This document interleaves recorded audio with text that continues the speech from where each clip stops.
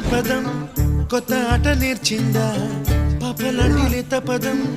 పాఠశాలగా కూనలమ్మ జానపదం పల్లె దాటి వచ్చిందా చవళిల జానతనం పాట చూపగా కుంచెలో దాగే చిత్రాలు